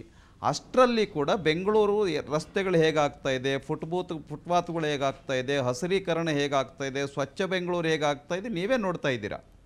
ಬೆಂಗಳೂರಿನಲ್ಲಿ ಕಸದ ಸಮಸ್ಯೆ ಹೇಗೆ ರಾರಾಜಿಸ್ತಾ ಇತ್ತು ನೀವೇ ನೋಡ್ತಾ ಇದ್ರಿ. ಇದು ಬಿಜೆಪಿ ಬಂದ ಮೇಲೆ ಏನೇನು ಸುಧಾರಣೆಗಳನ್ನು ಮಾಡಬೇಕು, ಮಳೆ ಬಂದ್ರೆ ಬೆಂಗಳೂರು ಏನಾಗ್ತಾ ಇದೆ ಇವತ್ತು BBMP ನಮ್ಮೆಲ್ಲರ ಹೊಣೆ ಇದೆ. ಬಿಜೆಪಿ ನಾಗರಿಕರು ಕೂಡ ಸರ್ಕಾರದಿಂದ ಯಾವುದೇ ತರ ಸಹಾಯ ಇಲ್ಲ. ಹೌದು, ಜನ ಸಹಕರಿಸಬೇಕು. ಇಲ್ಲಿ ಸರ್ ಒಂದ್ ನಿಮಿಷ ರವಿಕುಮಾರ್ ಸರ್, ಇವಾಗ ನಂದು ಒಂದು ಪ್ರಶ್ನೆ ಇದೆ. ಇಲ್ಲಿ ಬೃಹತ್ ಬೆಂಗಳೂರು ಮಹಾನಗರ ಪಾಲಿಕೆಯಲ್ಲಿ ಇವತ್ತು BBMP ಮೇಲೆ ಸರ್ಕಾರದಿಂದ ಬಜೆಟ್ ಅಲ್ಲಿ ಘೋಷಣೆ ಮಾಡೋದೇ ಒಂದು ಹಣ, ನಮಗೆ ಇಲ್ಲಿ ಬಿಡುಗಡೆ ಆಗ್ತಾ ಇರ್ತಕ್ಕಂಥದ್ದು ಒಂದು ಹಣ, ಮತ್ತೆ ಇನ್ನು ಎಲ್ಲಿ ಡೆವಲಪ್ಮೆಂಟ್ ಆಗಿ ಅಂದ್ರೆ ಎಲ್ಲಾಗುತ್ತೆ? ನೀವು ಕೊಟ್ಟಿರ್ತಕ್ಕಂಥ ಭರವಸೆಯನ್ನ ನಾವು ಈಡೇರಿಸಬೇಕು. ಇವತ್ತು BBMP ಮೇಲೆ 25,000 ಕೋಟಿ ಹೊರೆ ಇದೆ. ಮುಂದಿನ ದಿನಗಳಲ್ಲಿ 25,000 ಕೋಟಿ ಹೊರೆ BBMP ಆನ್ ಗೋಯಿಂಗ್ ವರ್ಕ್ಸ್ ಇರ್ಬೋದು, ಸ್ಪಿಲ್ ವರ್ಕ್ಸ್ ಇರ್ಬೋದು, ಪೆಂಡಿಂಗ್ ಬಿಲ್ಸ್ ಇರ್ಬೋದು. ಬಹಳಷ್ಟು ಗುತ್ತಿಗೆದಾರರಿಗೆ 2,500 ಕೋಟಿ ರೂಪಾಯಿ ಇನ್ನೂ ಪೆಂಡಿಂಗ್ ಬಿಲ್ ಇದೆ. ಅವ್ರು ಮೊನ್ನೆ ತಾನು ಸ್ಟ್ರೈಕ್ ಮಾಡಿದ್ರೆ ಕಮಿಷನರ್ ಆಫೀಸ್ ಮುಂದ್ಗಡೆ, ಇನ್ನೂ ಬಿಲ್ ಕೊಟ್ಟಿಲ್ಲ, ಪೆಂಡಿಂಗ್ ಬಿಲ್ ಇದೆ, ಕೆಲಸ ಕಾರ್ಯಗಳು ಆಗ್ತಾ ಇಲ್ಲ. ಮತ್ತೆ ಇದು ನೀವು ಹೇಳಿದ್ರಿ ನಮ್ಗೆ ಇವ್ರು ಕಾಯ್ದೆ ಮಾಡೋದಕ್ಕೆ, ಇವ್ರು ಬದಲಾವಣೆ ತರೋದಕ್ಕೆ ಹೊಸದಾಗಿ ಆಯ್ತು ನಾವು ಕಾಂಕ್ರೀಟ್ ರಸ್ತೆ ಹಾಕಿದೀವಿ, ನೀವು ಗ್ರಾನೈಟ್ ಹಾಕಿ ಸ್ವಾಮಿ, ನಮ್ದೇನು ಅಭ್ಯಂತರ ಇಲ್ಲ, ಅದಕ್ಕಾದ್ರೂ ನೀವು ಕಾಯ್ದೆನ ಬದಲಾವಣೆ ತಂದಿರ್ಬೇಕಲ್ಲ. ಏನು ಇಲ್ಲ, ಉದ್ದೇಶಪೂರ್ವಕವಾಗಿ ನಾವಿನ್ನೂ ಸ್ಟಡಿ ಮಾಡಿಲ್ಲ. ನಿನ್ನೆ 110 ಪೇಜು ನೀವು ನೋಡಿದೆ, ನಾನು ಓಡಿಸಿದ್ದೀರಾ ಕಾಯ್ದೆಯಲ್ಲಿ ಬಂದಿರತಕ್ಕಂಥ ಇನ್ನೂ ಪಾಯಿಂಟ್ಸ್ ಸಹ ನಾನು ನೋಡಿಲ್ಲ. ಆದರೆ ಉದ್ದೇಶಪೂರ್ವಕವಾಗಿ ಚುನಾವಣೆಯನ್ನ ಮುಂದೂಡೋ ದೃಷ್ಟಿ ಒಂದೇ ಕಾರಣ ಇಟ್ಕೊಂಡು ನೀವು ತರಾತುರಿಯಲ್ಲಿ ತಂದಿರತಕ್ಕಂಥದ್ದು ಇದು ಎದ್ದು ಕಾಣ್ತದೆ ಅಂತಕ್ಕಂಥ ವಿಷಯವನ್ನ ನಾನು ಇಲ್ಲಿ ಕಡಾಖಂಡಿತವಾಗಿ ಹೇಳ್ತಾ ಇದ್ದೀನಿ. ಮತ್ತೆ ಜೊತೆಗೆ ಬೆಂಗಳೂರು ನಗರ ಬಹಳ ಇನ್ನೂ 841 ಕೋಟಿಗೆ ಎಷ್ಟು ಜನಸಂಖ್ಯೆ ಇರತಕ್ಕಂಥ ನಗರ, ಆ 1 ಕೋಟಿಗೂ ಹೆಚ್ಚು ಜನಸಂಖ್ಯೆ ಇರತಕ್ಕಂಥ ನಗರಕ್ಕೆ ಬೆಂಗಳೂರನ್ನ ಒಂದು ಚೆನ್ನಾಗಿ ಗಾರ್ಡನ್ ಸಿಟಿಯನ್ನಾಗಿ ಮಾಡಬೇಕು, ಹಸಿರು ಸಿಟಿಯನ್ನಾಗಿ ಮಾಡಬೇಕು, ಸ್ವಚ್ಛ ನಗರವನ್ನಾಗಿ ಮಾಡಬೇಕು, ಒಂದು ಗ್ಲೋಬಲ್ ಸಿಟಿಯನ್ನಾಗಿ ಮಾಡಬೇಕು ಅನ್ನೋ ಉದ್ದೇಶದಿಂದ ಚುನಾವಣೆಯನ್ನು ಮುಂದೂಡ್ತಾ ಇದ್ದೀವಿ ವಿನಃ ಬೇರೆ ಉದ್ದೇಶದಿಂದ ಅಲ್ಲ. ಓಕೆ, ಥ್ಯಾಂಕ್ ಯು ರವಿಕುಮಾರ್ ಅವರೇ. ಇಷ್ಟೊತ್ತು ಥ್ಯಾಂಕ್ ಯು ಶಿವರಾಜ್ ಅವರೇ. ರವಿಕುಮಾರ್ ಸರ್, ನೀವು ಇರಿ, ನಿಮ್ಮ ಜೊತೆಗೆ ಇನ್ನಷ್ಟು ಮಾತಾಡೋದಿದೆ, ಇನ್ನೊಂದಷ್ಟು ವಿಚಾರಗಳನ್ನ ವ್ಯಕ್ತಪಡಿಸೋದಿದೆ. ಯಾಕೆ ಅಂತ ಹೇಳಿದ್ರೆ ನೀವು ಬೆಂಗಳೂರಿನ ಅಭಿವೃದ್ಧಿ ವಿಚಾರಕ್ಕೆ ಸಂಬಂಧಪಟ್ಟ ಹಾಗೆ ಚುನಾವಣೆಯನ್ನ ಮುಂದೂಡ್ತಾ ಇದ್ದೀವಿ ಅಂತೇಳಿ ನಾವೆಲ್ಲ ಏನು ಅನ್ಕೊಂಡಿದ್ವಿ, ಚುನಾವಣೆ ಮುಂದೂಡಲ್ವೇನೋ, ಹೈಕೋರ್ಟ್ಗೆ ಇವರೇ ಹೋಗಿ ಇಲ್ಲ ನಾವು 243ನೇ ಇಟ್ಕೊಂಡು ಚುನಾವಣೆ ಮಾಡ್ತೀವಿ ಅಂತ ಹೇಳ್ತೀರೇನೋ ಅಂತ ಅನ್ಕೊಂಡ್ವಿ. ಆದರೆ ನೀವು ಮಾತನಾಡ್ತಾ ಇರೋ ಮಾತನ್ನು ಕೇಳಿಸ್ಕೊಂಡ್ರೆ ಖಂಡಿತವಾಗಿಯೂ ಕೂಡ ಇನ್ನು 1-1.5 ವರ್ಷ ಚುನಾವಣೆ ಆಗೋದಿಲ್ಲ ಅನ್ನೋದು ಗೊತ್ತಾಗ್ತಾ ಇದೆ. ಸುಪ್ರೀಂ ಕೋರ್ಟ್ಗೆ ನೀವು ಹೋಗ್ತೀರಿ ಅನ್ನೋದು ಕೂಡ ಗೊತ್ತಾಗ್ತಾ ಇದೆ, ನಿಮ್ಮ ಮಾತಲ್ಲಿ ಸ್ಪಷ್ಟ ಆಗ್ತಾ ಇದೆ. ನಮ್ಮ ಜೊತೆಗೆ ರವೀಶ್ ಅಂತ ಹೇಳಿ ಜಾಯ್ನ್ ಆಗ್ತಾರೆ, ಸಿಟಿಸನ್ ಫಾರ್ ಬೆಂಗಳೂರು ಅಂತ ಹೇಳಿ ಸಂಸ್ಥೆ. ಹೇಳಿ ಸರ್, ಹೇಳಿ. ಓಕೆ, ಅಲ್ಲ ಇನ್ನು ಸುಪ್ರೀಂ ಕೋರ್ಟ್ಗೆ ಹೋಗ್ಬೇಕಾ ಅನ್ನೋವಂಥದ್ರ ಬಗ್ಗೆ, ಚುನಾವಣೆಯನ್ನು ಮುಂದೂಡಬೇಕಾ ಅನ್ನೋವಂಥದ್ರ ಬಗ್ಗೆ ಏನೂ ಕೂಡ ತೀರ್ಮಾನ ಆಗಿಲ್ಲ. ಆದರೆ ಒಂದೇ ಏನಂದರೆ ಕಾಯ್ದೆಯನ್ನು ತರಬೇಕಾಗಿತ್ತು, ಆ ಕಾಯ್ದೆಯನ್ನು ತೆಗೆದುಕೊಂಡು ಬಂದಿದ್ದೇವೆ. ನನ್ನ ಆರ್ಗ್ಯುಮೆಂಟ್ ಏನು ಅಂತ ಹೇಳಿದರೆ, ಚುನಾವಣೆ ನಡೆಸಿದ ತಕ್ಷಣವೇ ಅಭಿವೃದ್ಧಿ ಆಗಿಬಿಡೋದಿಲ್ಲ ಬೆಂಗಳೂರು ಅಭಿವೃದ್ಧಿ ಆಗಬೇಕು ಅಂತೇಳಿದ್ರೆ ವರ್ಷಗಳೇ ಬೇಕಾಗತ್ತೆ. ಇದಕ್ಕೆ ಸ್ವಚ್ಛ ಬೆಂಗಳೂರು ಆಗಬೇಕು. ಉದಾಹರಣೆಗೆ ನಮ್ಮ ಬೆಂಗಳೂರಿನಲ್ಲಿ ಎಷ್ಟು ಜನ ನಾಯಿ ಸಾಕ್ತಾರೆ ಮನೆಗಳಲ್ಲಿ. ಈಗ ಉದಾಹರಣೆಗೆ ಫುಟ್ಪಾತ್ನಲ್ಲಿ ವಾಕಿಂಗ್ ಕರ್ಕೊಂಡು ಹೋಗ್ತಾರೆ, ನಾಯಿಗಳನ್ನು ಫುಟ್ಪಾತ್ ಮೇಲೇ ಟಾಯ್ಲೆಟ್ ಮಾಡಿಸ್ತಾರೆ. ನಾನು ಕೇಳ್ತೀನಿ ಅವ್ರು ಒಂದು ವಿಚಾರ ಇಲ್ಲಿ ಸ್ಪಷ್ಟವಾಗಿ ನಾವು ಅರ್ಥ ಮಾಡ್ಕೋಬೇಕಾಗಿರೋದು ಒಂದೇ, ಈ ನಾಯಿ ಸಾಕೋರು ನಾಯಿನ ವಾಕಿಂಗ್ ಕರ್ಕೊಂಡೋಗಿ ಫುಟ್ಪಾತ್ ಮೇಲೆ ಅದನ್ನ ಬೇರೆ ಬೇರೆ ವಿಚಾರಗಳು ನಡೀತಾರೆ ಅಂತ ಹೇಳಿದ್ರೆ ನಮ್ ನೀವೇನಾದ್ರೂ ಅನ್ಕೊಳ್ಳಿ, BBMP ಕೈಯಲ್ಲಿ ರಾಜಕಾಲುವೆನಲ್ಲಿ ಬಿದ್ದು ಸಾಯುವಂತ ಮಕ್ಕಳನ್ನ ಕಾಪಾಡೋಕ್ ಸಾಧ್ಯ ಆಗ್ತಿಲ್ಲ ಸರ್. ರಾಜಕಾಲುವೆನಲ್ಲಿ ಇದೆ, ಬೀಳುವಂತ ಮಕ್ಕಳನ್ನ ತಡೆಯೋದಕ್ ಸಾಧ್ಯ ಆಗ್ತಿಲ್ಲ, Yes, ತಡೆಗೋಡೆ ಅದನ್ನ ಕಟ್ಟಕ್ ಸಾಧ್ಯ ಒಪ್ಕೊಂತೇನೆ. ಆಗ್ತಿಲ್ಲ. ನಾವು ನಾಯಿ ಸಾಕೋದ್ ಬಗ್ಗೆ ಮಾತಾಡ್ತಾ ಇದೀವಿ, ನಾವು ಮಳೆ ನೀರನ್ನು ಅದಕ್ಕೆ ತಾರಸಿ ನಾನು ಮೇಲಿನ ಮಳೆ ನೀರನ್ನ ಇಂಗಿಸೋ ಬಗ್ಗೆ ಮಾತಾಡ್ತಾ ಇದೀವಿ.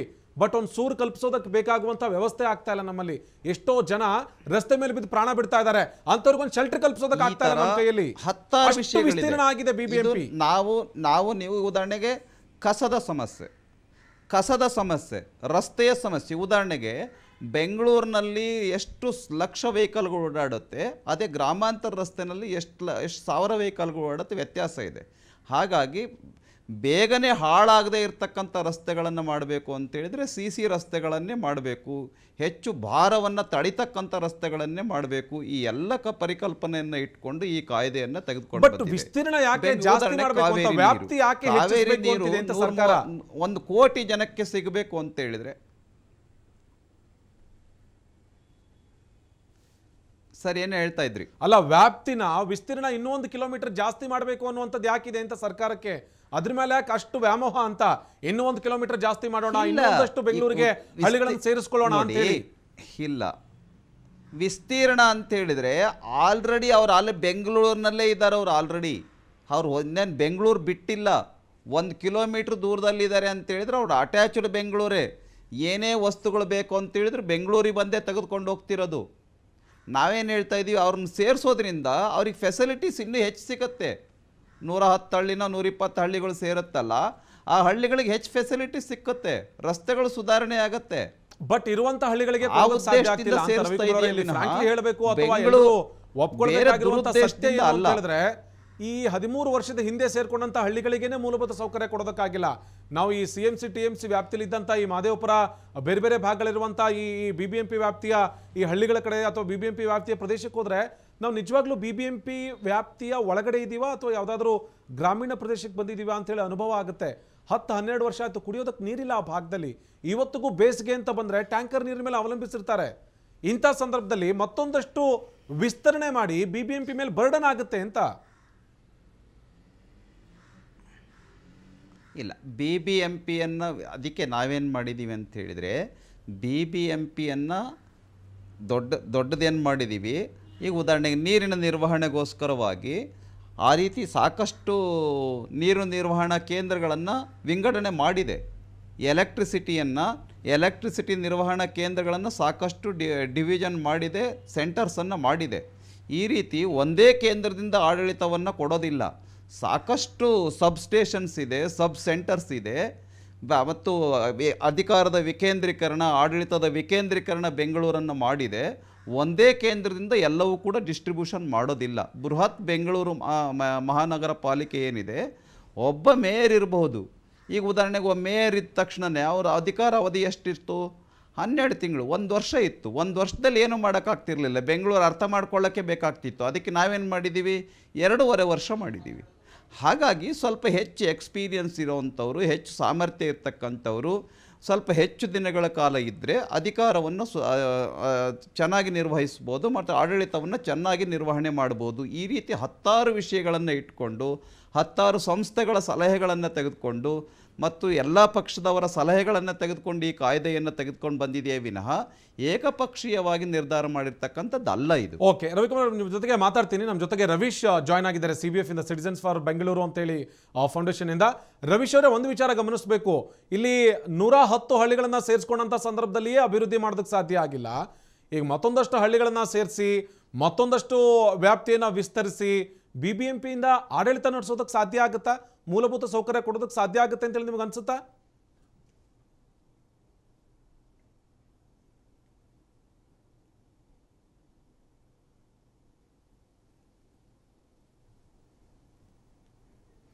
ರವೀಶ್ ಅವರೇ, ಕೇಳಿಸ್ತಾ ಇದೆಯಾ ನಾನು ಮಾತಾಡ್ತಾ ಇರೋದು?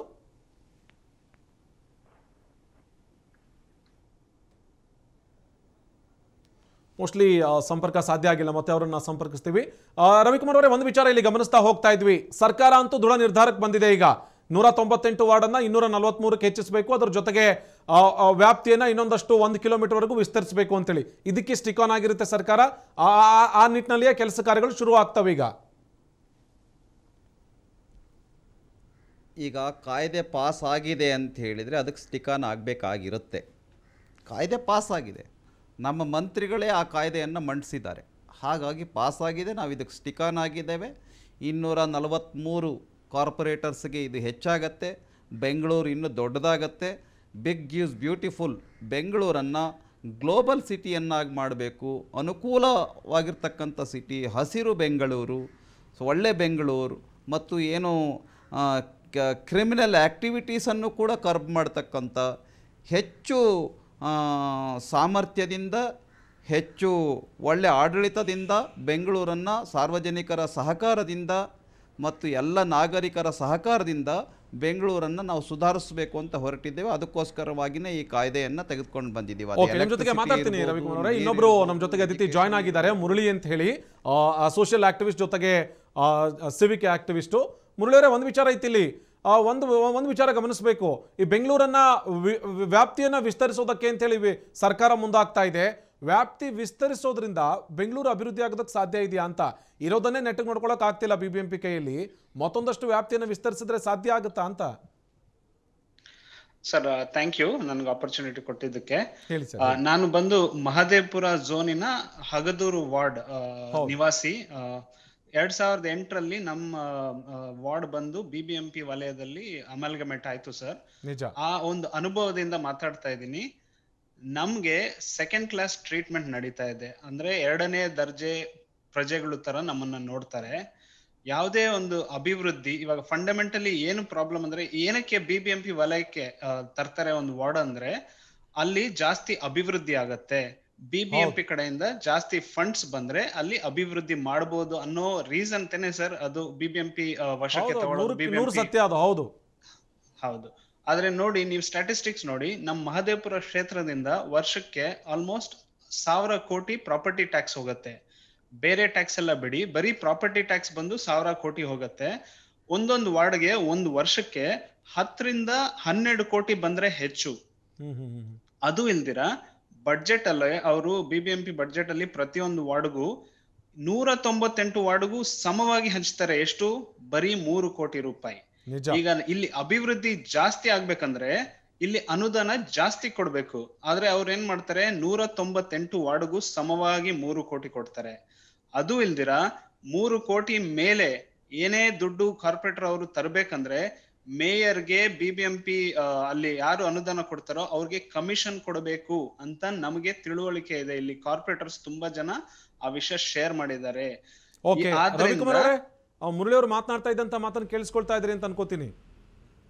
ಎಷ್ಟು ಸಮಸ್ಯೆ ಇದೆ ಆ ಭಾಗದಲ್ಲಿ ಅಂತ ಒಪ್ಕೊಂಡೆ. ಮುರಳಿ ಅವರು ಹೇಳಿದ್ರು 1000 ಕೋಟಿ ರೂಪಾಯಿ ಪ್ರಾಪರ್ಟಿ ಟ್ಯಾಕ್ಸು BBMPಗೆ ಹೋಗುತ್ತೆ. ಆದರೆ ನಮಗೆ ಫೆಸಿಲಿಟೀಸ್ ಕೊಡ್ತಕ್ಕಂಥದ್ದು ಭಾಳ ಕಡಿಮೆ ಕೊಡ್ತಾರೆ ಮತ್ತು ನಮಗೆ ಖರ್ಚು ಮಾಡ್ತಕ್ಕಂಥದ್ದು ಭಾಳ ಕಡಿಮೆ ಖರ್ಚು ಮಾಡ್ತಾರೆ ಅಂತ ಅವ್ರು ಹೇಳಿದರು. ನೋಡಿ, ಮಹದೇವಪುರ ಕಾನ್ಸ್ಟಿಟ್ಯುನ್ಸಿಯಿಂದ ಬರ್ತಕ್ಕಂಥ ಪ್ರಾಪರ್ಟಿ ಟ್ಯಾಕ್ಸ್ಗೂ, ಅದೇ ರೀತಿ ಇನ್ಯಾವುದೋ ಯಲಹಂಕ ಏರಿಯಾದಿಂದ ಬರ್ತಕ್ಕಂಥ ಪ್ರಾಪರ್ಟಿ ಟ್ಯಾಕ್ಸನ್ನು ನಾವು ಒಂದೇ ತಕ್ಕಡಿಯಲ್ಲಿ ತೂಗುವಂಥ ಅವಶ್ಯಕತೆ ಇಲ್ಲ. ಓಕೆ. ಉದಾಹರಣೆ, ಸಾಮಾಜಿಕ ನ್ಯಾಯದಿಂದ ನೋಡಬೇಕಾಗಿದೆ, ಶೈಕ್ಷಣಿಕ ನ್ಯಾಯದಿಂದ ನೋಡಬೇಕಾಗಿದೆ, ಸಾಂಸ್ಕೃತಿಕ ನ್ಯಾಯದಿಂದ ನೋಡಬೇಕಾಗಿದೆ.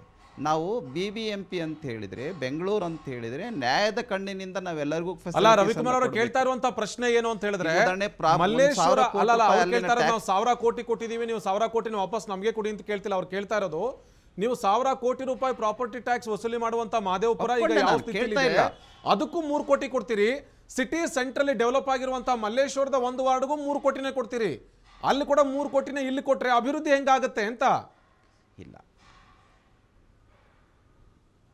ಈಗ ಇದು ವ್ಯತ್ಯಾಸ ಆಗುತ್ತೆ. ಈಗ ಉದಾಹರಣೆಗೆ ನಾನು ಹೇಳ್ತೇನೆ, ಎಲ್ಲಿ ಭಾಳ ಪೂರ್ ಫೆಸಿಲಿಟೀಸ್ ಸಿಗ್ತಾ ಇದೆ, ಎಲ್ಲಿ ಫೆಸಿಲಿಟೀಸೇ ಇಲ್ಲ, ಎಲ್ಲಿ ರಸ್ತೆಗಳೇ ಇಲ್ಲ, ಅದಕ್ಕೆ ನಾವು ಹೆಚ್ಚು ಕೊಡಬೇಕಾಗತ್ತೆ. ಆ ಹಿನ್ನೆಲೆಯಲ್ಲಿನೇ ಈ ಸಾರಿ ಕಾಯ್ದೆನಲ್ಲಿ ಮತ್ತು ಏನು ಸುಮಾರು ಪುಟಗಳಲ್ಲಿ ತೆಗೆದುಕೊಂಡು ಬಂದಿದೆ, ಸುಧಾರಣೆಗಳಿಗೇ ಹೆಚ್ಚು ಕೊಡಬೇಕು. ಮೂಲಭೂತ ಅವಶ್ಯಕತೆಗಳಿಗೇ, ಬೇಸಿಕ್ ನೀಡ್ಸನ್ನು ಪ್ರೊವೈಡ್ ಮಾಡಬೇಕು ಅನ್ನೋ ದೃಷ್ಟಿಯಿಂದನೇ ಈ ಒಂದು ಆ್ಯಕ್ಟನ್ನು ತೆಗೆದುಕೊಂಡು ಬಂದಿದೆ. ಈಗ ಉದಾಹರಣೆ, ಮಹದೇವಪುರಕ್ಕೆ ರಸ್ತೆಗಳು ಚೆನ್ನಾಗಿಲ್ಲ ಅಂತೇಳಿದ್ರೆ ಮೊದಲು ರಸ್ತೆಗಳನ್ನು, ಫುಟ್ಪಾತ್ಗಳನ್ನು, ಪಾರ್ಕ್ಗಳನ್ನು ಸುಧಾರಣೆ ಕಡೆಗೆ ಹೆಚ್ಚು ಗಮನ ಕೊಡಬೇಕು ಅನ್ನುವಂಥ ದೃಷ್ಟಿಯಿಂದ ಈ ಆ್ಯಕ್ಟನ್ನು ತೆಗೆದುಕೊಂಡು ಬಂದಿದೆ. ಮುಂದಿನ ದಿನಗಳಲ್ಲಿ ಏನು ನಮ್ಮ ಮುರಳಿ ಅವ್ರಿಗೆ ಹೇಳಿದರು ಆ ಒಂದು ದಿಕ್ಕಿನ ಕಡೆಗೆ ಸರ್ಕಾರ ದೃಢ ಹೆಜ್ಜೆಯನ್ನು ಇಡುತ್ತೆ. ಖಂಡಿತ ಖಂಡಿತ. ಥ್ಯಾಂಕ್ ಯು ರವಿಕುಮಾರ್ ಅವರು. ಇಷ್ಟೊತ್ತು TV9 ಫೇಸ್ಬುಕ್ ಲೈವ್ಗೆ ಜಾಯ್ನ್ ಆಗಿದ್ರಿ. ಅದರ ಜೊತೆಗೆ ಮುರಳಿಯವರೇ ತಮಗೂ ಕೂಡ ಧನ್ಯವಾದ. ಇಲ್ಲಿ ಗಮನಿಸ್ತಾ ಹೋದಂಥ ಸಂದರ್ಭದಲ್ಲಿ ಇಲ್ಲಿ ಸರ್ಕಾರದ ಭಾಗವಾಗಿ ಮಾತಾಡುವಂಥ MLC ರವಿಕುಮಾರ್ ಅವರು ಕೂಡ ಅಂಥದ್ದೇ ವಿಚಾರವನ್ನು ಹೇಳ್ತಾ ಇದ್ದಾರೆ. ಆದರೆ ಶಿವರಾಜು ಮಾತನಾಡ್ತಾ ಇರುವಂಥ ಮಾತನ್ನು ಕೇಳಿಸ್ಕೊಂಡಂಥ ಸಂದರ್ಭದಲ್ಲಿ ಇದು ಅಸಾಧ್ಯವಾಗಿರುವಂಥದ್ದು. ಕೇವಲ ಚುನಾವಣೆಯನ್ನು ಮುಂದೂಡುವಂಥ ದೃಷ್ಟಿಯಲ್ಲಿ ಇಂಥದ್ದೊಂದು ಕಾಯ್ದೆಯನ್ನು ಜಾರಿಗೆ ತಂದು ಇಂಥದ್ದೊಂದು ಕಾಯ್ದೆ ಮೂಲಕ ಚುನಾವಣೆಯನ್ನು ಮುಂದೂಡುವಂಥ ಪ್ರಯತ್ನವನ್ನು ಇಲ್ಲಿ ಸರ್ಕಾರ ಮಾಡ್ತಾ ಇದೆ ಅನ್ನುವಂಥ ವಿಚಾರವನ್ನು ಹೇಳ್ತಾ ಇದ್ದಾರೆ. ಆದರೆ ಇಲ್ಲಿ ಸ್ವತಃ 2006ನೇ ಇಸ್ವಿಯಲ್ಲಿ BBMP ವ್ಯಾಪ್ತಿಗೆ ಸೇರಿದಂಥ ಹಗದೂರು ವಾರ್ಡ್ನ ನಿವಾಸಿ, ಅದರ ಜೊತೆಗೆ ಸಿವಿಕ್ ಆಕ್ಟಿವಿಸ್ಟ್ ಮಾತನಾಡುವಂಥ ಸಂದರ್ಭದಲ್ಲಿ ಹೇಳ್ತಾ ಇದ್ರು 2006ರಲ್ಲಿ ಸೇರ್ಕೊಂಡಿದ್ದೀವಿ, ಸೆಕೆಂಡ್ ಗ್ರೇಡ್ ಸಿಟಿಸನ್ಸ್ ಥರ ನಮ್ಮನ್ನು ಟ್ರೀಟ್ ಮಾಡ್ತಾ ಇದ್ದಾರೆ. ಈಗಲೂ ಕೂಡ ಒಂದು ವಾರ್ಡಿಗೆ 3 ಕೋಟಿ ಕೊಟ್ಟರೆ ನಮ್ಮ ವಾರ್ಡಿಗೂ 3 ಕೋಟಿ ಕೊಡ್ತಾರೆ, ಅಭಿವೃದ್ಧಿ ಎಲ್ಲಿಂದ ಆಗುತ್ತೆ ಎನ್ನುವಂಥ ಪ್ರಶ್ನೆ ಕೇಳ್ತಾ ಇದ್ದಾರೆ. ಆದರೆ ಸರ್ಕಾರ ಇಲ್ಲಿ ನಾವು ಖಂಡಿತವಾಗಿಯೂ ಬೆಂಗಳೂರನ್ನು ಅಭಿವೃದ್ಧಿ ಮಾಡೋದಕ್ಕೆ ಅಂತೇಳಿ ತಂದಿರುವಂಥ ಕಾಯ್ದೆ, ಆ ಮೂಲಕ ಬೆಂಗಳೂರನ್ನು ಅಭಿವೃದ್ಧಿ ಮಾಡ್ತೀವಿ ಎನ್ನುವಂಥ ಅಜೆಂಡಾವನ್ನು ಇಟ್ಕೊಂಡು ನಾವು ಕೆಲಸ ಮಾಡ್ತೀವಿ ಎನ್ನುವಂಥ ಮಾತನ್ನು ಹೇಳ್ತಾ ಇದೆ. ಆದರೆ ಇಲ್ಲಿ ಕಾಂಗ್ರೆಸ್ ಪಕ್ಷ ಮಾತ್ರ, JDS ಪಕ್ಷ ಮಾತ್ರ ಚುನಾವಣೆಯನ್ನು ಮುಂದೂಡೋದಕ್ಕೆ ದೊಡ್ಡ ಮಟ್ಟದ ತಂತ್ರಗಾರಿಕೆಯನ್ನು ಸರ್ಕಾರ ಮಾಡ್ತಾ ಇದೆ. ಈ ಹಿಂದೆ 4 ವರ್ಷ ಚುನಾವಣೆಯನ್ನು ಮುಂದೂಡಿದ್ರು, ಈಗ 1-1.5 ವರ್ಷಗಳ ಕಾಲ ಚುನಾವಣೆಯನ್ನು ಮುಂದೂಡೋದಕ್ಕೆ ಇಲ್ಲಿ ಸರ್ಕಾರ ಪ್ರಯತ್ನ ಮಾಡ್ತಾ ಇದೆ ಎನ್ನುವಂಥ ಮಾತನ್ನು ಹೇಳ್ತಾ ಇದೆ. ಎಲ್ಲವೂ ಕೂಡ ಇಲ್ಲಿ ಗಮನಿಸ್ತಾ ಇದ್ದಾರೆ ಜನ. ಅದರ ಜೊತೆಗೆ ಕೋರ್ಟ್ನ ಆದೇಶ ಕೂಡ ಇದೆ. ಅದನ್ನು ಹೊರತುಪಡಿಸಿಯೂ ಸರ್ಕಾರ ಏನಾದರೂ ಸುಪ್ರೀಂ ಕೋರ್ಟ್ ಮೆಟ್ಟಿಲು ಹತ್ತುತ್ತಾ ಅಥವಾ ಹೈಕೋರ್ಟಿನ ಆದೇಶದನ್ವಯ ಚುನಾವಣೆ ನಡೆಸುತ್ತಾ ಅಥವಾ ಎರಡನ್ನೂ ಹೊರತುಪಡಿಸಿದ್ರೆ ಸದ್ಯಕ್ಕೆ ಚುನಾವಣೆಯನ್ನೇ ನಡೆಸಿ ತೀರುತ್ತಾ, ಇದ್ಯಾವುದು ಕೂಡ ಸದ್ಯಕ್ಕೆ ಗೊತ್ತಾಗ್ತಾ ಇಲ್ಲ. ಆದರೆ BBMP ಅನ್ನುವಂಥ ವಿಚಾರ ಬಂದಂಥ ಸಂದರ್ಭದಲ್ಲಿ, ಬೆಂಗಳೂರು ಅಭಿವೃದ್ಧಿ ಅನ್ನುವಂಥ ವಿಚಾರ ಬಂದಂಥ ಸಂದರ್ಭದಲ್ಲಿ ಸರ್ಕಾರವೂ ಜವಾಬ್ದಾರಿಯಿಂದ ನಡೆದುಕೊಳ್ಳಬೇಕು, ವಿಪಕ್ಷವೂ ಜವಾಬ್ದಾರಿಯಿಂದ ನಡೆದುಕೊಳ್ಳಬೇಕು. ಅದರ ಜೊತೆಗೆ BBMPಯ ಅಧಿಕಾರಿಗಳು, ಕಾರ್ಪೊರೇಟ್ಗಳು ಕೂಡ ಜವಾಬ್ದಾರಿಯಿಂದ ನಡ್ಕೊಳ್ಬೇಕು.